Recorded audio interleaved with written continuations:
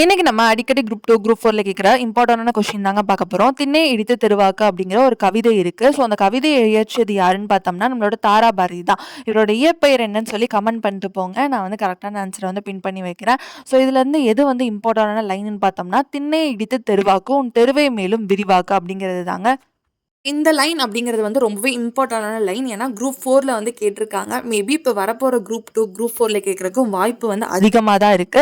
இப்போ வந்து நம்ம தாரா பாரதிய பத்தின சில இன்ஃபர்மேஷன் மட்டும் பார்த்துடலாம். இவர் தான் தாரா பாரதி. ஸோ தாரா பாரதி வந்து எழுச்சிமிக்க கவிதைகள் எழுதுவதில வந்து வல்லவரா இருந்திருக்காரு. தமிழ் ஆசிரியரா வந்து ஒர்க் பண்ணியிருக்காரு.